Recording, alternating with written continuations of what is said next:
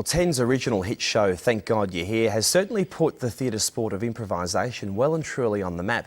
Improvisation can be described as comedy without a script, acting without a director. In other words, is extremely dangerous. The national champs are coming up, and I'm joined by finalist Reid Workman. And Reid, tell us all about improvisation. The Thank God You're Here guys have really covered it for us, haven't they? Yeah, they have, but they don't do everything.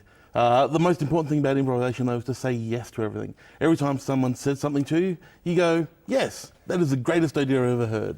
Okay. Where does it come from, mate? If you don't have a script, you don't have any guidelines, where do you think these ideas come from? Oh, it's purely straight up here. And also playing off with other people. When you're playing with other performers who are really good, they give you stuff. And also it's about making other people look good as well. So you sit there and you go, okay, well, you make me look good, I'll make you look good. Okay. And we'll all be right. It's a big promise to make, isn't it? Because looking silly on stage, it's very painful, isn't it? It is, but I mean, that's sort of the release there, is to look silly on stage. Okay, great. Now, I understand you've got an evil voice and it's been talking to you in the green room. Can you share some of that darker side with us?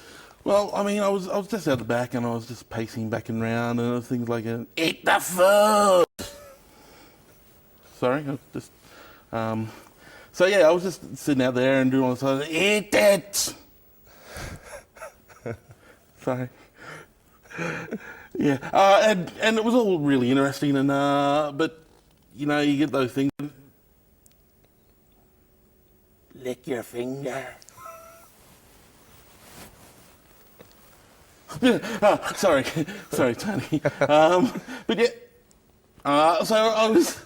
Yeah, I was just getting a bit nervous and it just came to come out! Eat it again! Oh, sorry, Tony, I have to not listen to the voice. Yes. So, but yeah, I was just pacing back and forth and sitting down occasionally and taking out the texture and drawing on your picture! Yeah, I'm scared.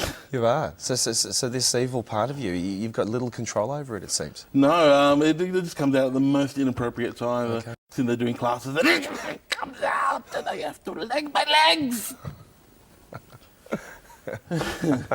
Yeah. Okay.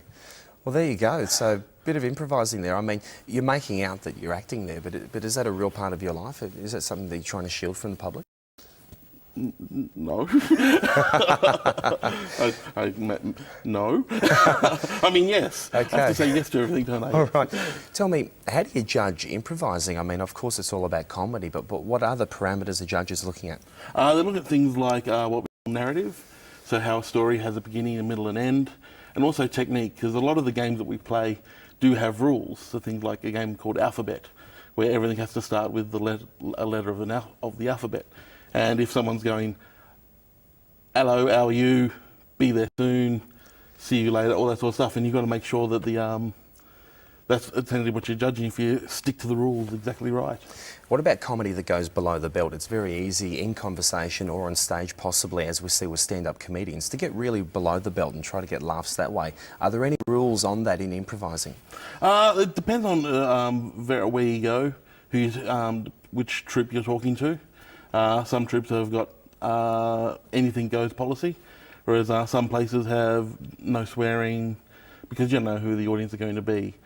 And you sort of judge if the audience are really enjoying it, then you can keep on going. But if you see the audience just sitting there going, oh, yeah. Yeah, that's right. If there are no laughs and a bit awkward, then you go, okay. Yeah, then maybe tone it down a bit. All right, and just finally, tell us about the improvisation scene in Townsville. That's your hometown, and what's happening there that we should know about? Oh, well, 10 years ago it was huge. Okay.